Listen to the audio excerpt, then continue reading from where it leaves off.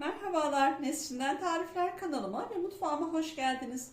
Bugün sizlerle hepinizin çok beğeneceğini umduğum hem lezzeti hem de görseli pastanedeki veya simitçilerdeki aldığınız poğaçalardan kat kat daha güzel olan muhteşem bir poğaça yapımını paylaşacağım. Şöyle göstermek istiyorum. Altı üstü gördüğünüz gibi harika bir poğaçamız var. Hemen yapımına geçelim.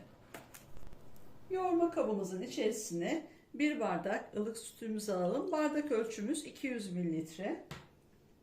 1 bardak da ılık suyumuzu alalım. Üzerine 1 yemek kaşığı toz şeker. 1 paket de instant mayamızı alalım. Önce şöyle güzelce bir karıştıralım. Mayamız, şekerimiz güzelce erisin. Ve mayamızın aktifleşmesi için 5 dakika bekleyelim. Aktifleşen mayamızın üzerine yarım bardak, yine aynı 200 mililitrelik bardak ölçüsüyle zeytinyağı, ayçiçek yağı da olabilir. 1 adet yumurtamız var. Sarısını üzerine sürmek için akını da içerisine alıyoruz.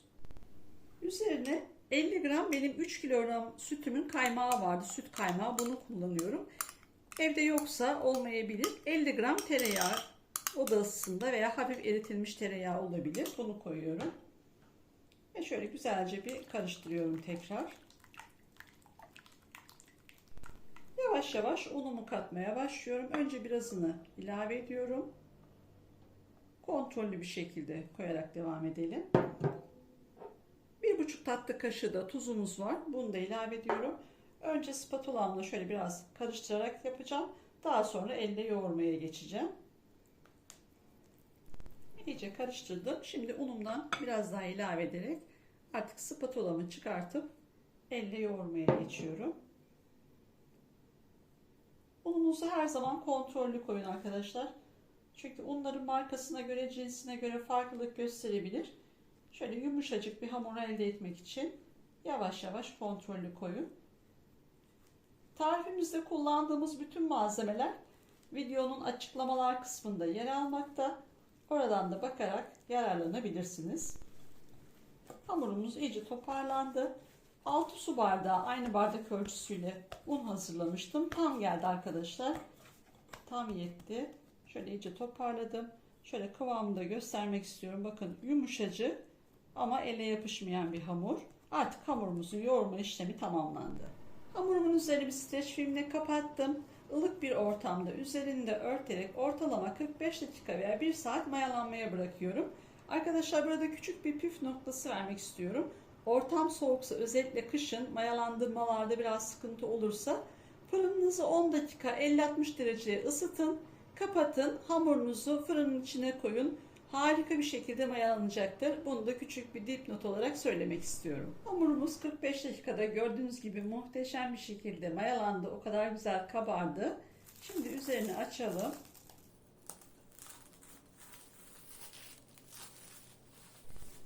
Şöyle yavaşça basarak hamurumuzun havasını, gazını alalım ki maya kokusu olmasın. Şöyle toparlayalım.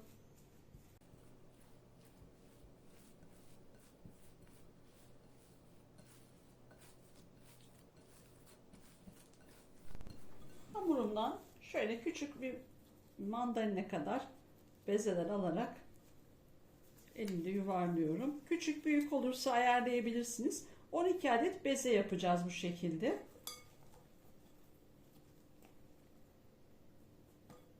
Şöyle ayarlayalım. Mutfak tartınız varsa tartarak da ayarlayabilirsiniz. Mümkün olduğunca hepsi eşit olsun. Bu şekilde şimdi bütün hamurumu bezeliyorum.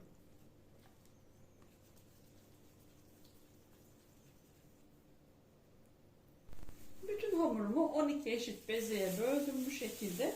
Şimdi üzerine bir mutfak poşeti geçirerek, buzdolabı poşeti veya mutfak poşeti kullandığımız, bu şekilde koyarak bir 10 dakika hamurlarımızı dinlendiriyoruz. Şimdi de poğaçalarımızın üzerine her birine şu 60 gram tereyağım var. Bunu da 12 parçaya böldüm. Her birinin üzerine şöyle birer parça koyuyorum.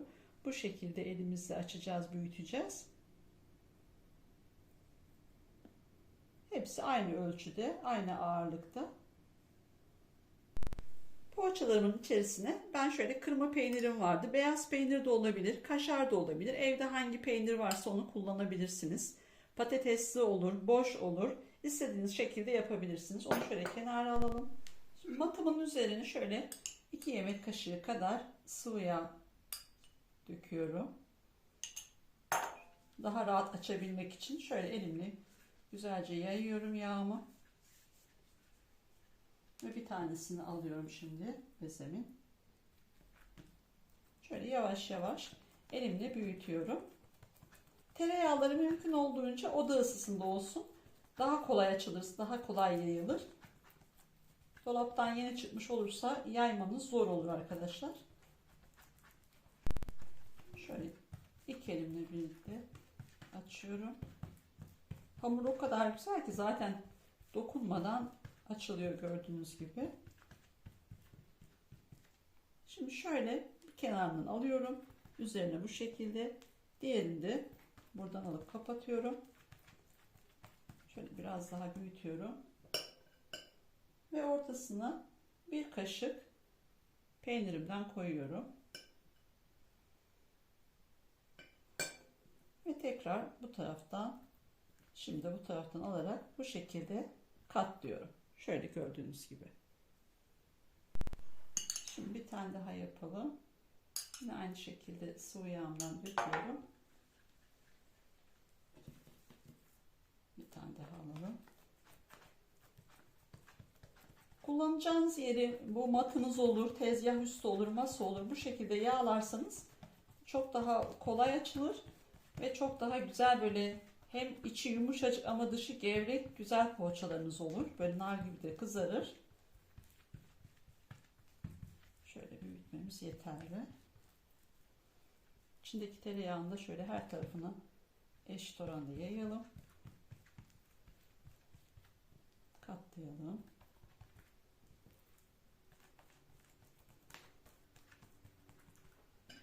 Peynirimizden koyalım.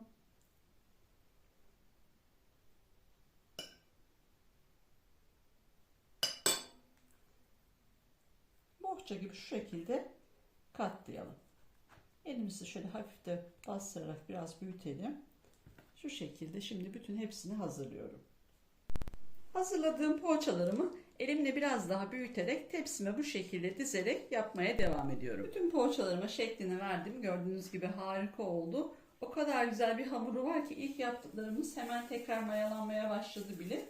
Şimdi üzerine bir gıda poşetiyle örtüyorum şu şekilde ve 30 dakika tepsi mayasında poğaçalarımı dinlendiriyorum. Poğaçalarımız 30 dakika tepsi mayasında dinlendi. Gördüğünüz gibi çok güzel bir şekilde tekrar kabardılar.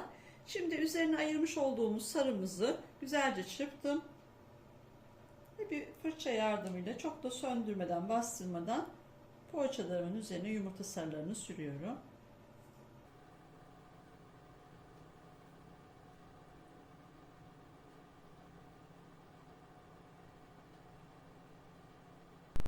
Şimdi üzerine bolca susam atacağım. Ben beyaz susam kullanıyorum. İsterseniz kavrulmuş simit susamı da kullanabilirsiniz. Fark etmez. Şöyle bolca atıyoruz.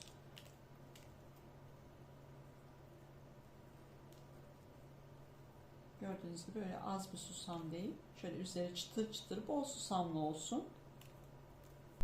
Poğaçalarımız artık fırına gitmeye hazır. Önceden ısıtılmış alt üst ayar 190 derecede pişmeye gönderiyorum.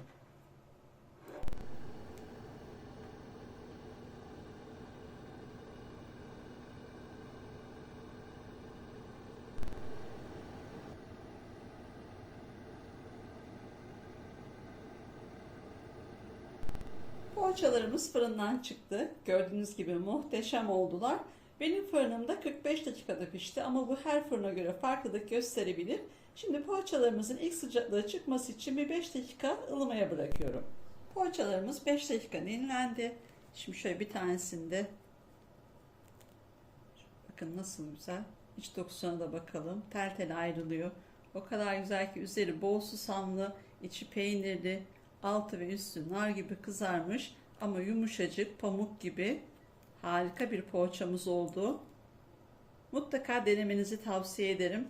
Gerçekten harika bir poğaça. Hem lezzeti hem de görseli muhteşem. Şunun güzelliğine bakar mısınız? Kat kat harika bir poğaçamız oldu. Şimdi bir de şöyle iç dokusuna bakalım. Daha aslında sıcak ama size göstermek için de sabırsızlanıyorum. Altında yağladığımız için dediğim gibi altı gevrek ama içi pamuk gibi yumuşacık.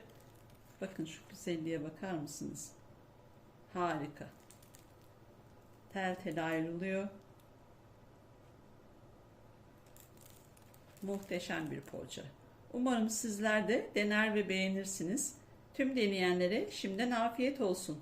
Kanalıma abone olup bana destek olursanız çok sevinirim. Başka bir tarifte tekrar görüşmek dileğiyle. Hoşça kalın.